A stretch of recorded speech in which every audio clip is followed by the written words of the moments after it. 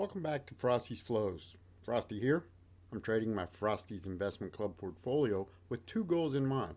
I want to earn more money to have fun with in retirement, and I want to share my trades, knowledge, and experience with you so you can have some fun and maybe make some money too. This should not be considered investment advice. This info is for your entertainment and education only. Please do your homework before making any trades. But hey, this is not BS. This is the real thing. Let's find out what's happening with my real money.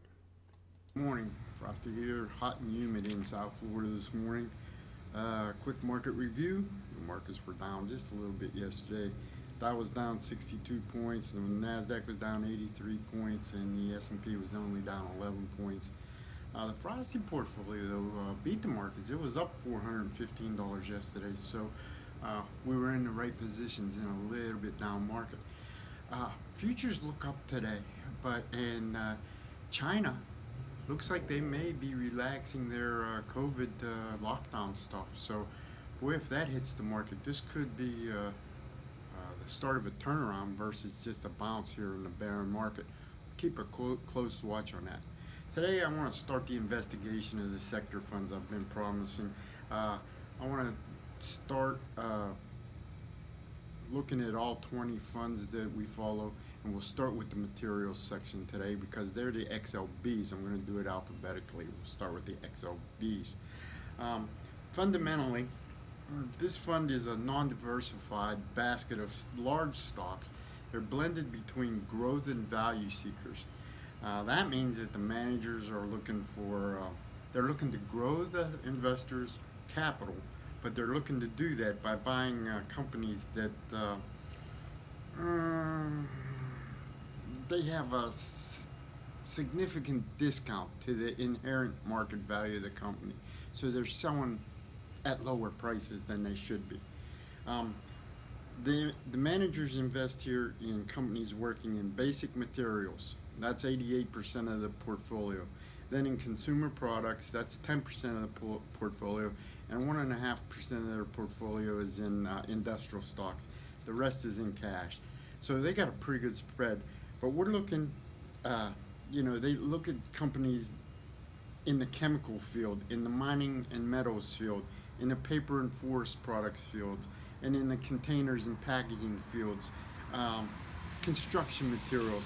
We're looking at companies here that build things and make things for other companies that make things. They make the basic materials here. That's the materials fund, okay?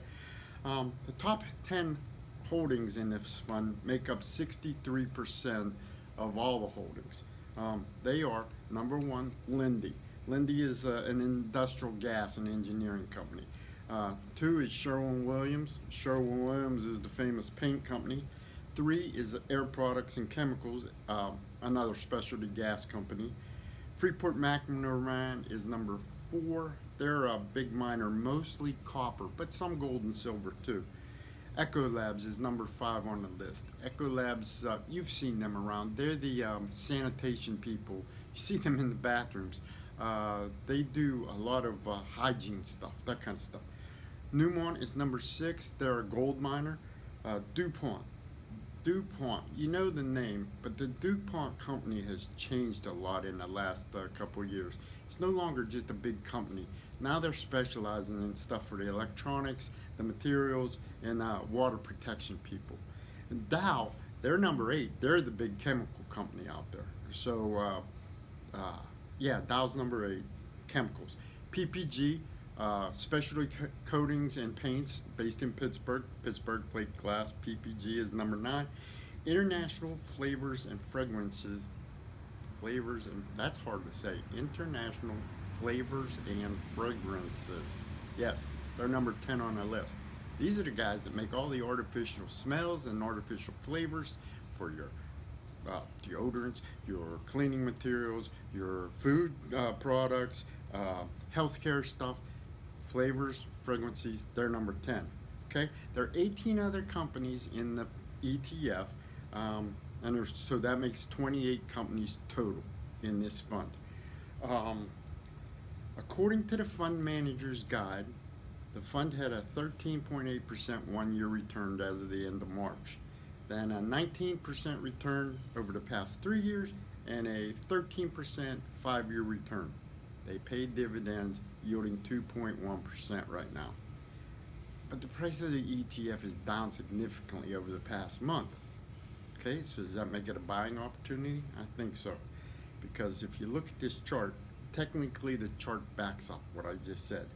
The ELBs are on a Frosty program flipped up based on that little turn you see there last week. Popped up a little bit. I own a buy right position in the XLBs. If you don't know what a buy rate is, look at my post from last Thursday where I explained all the trades I make.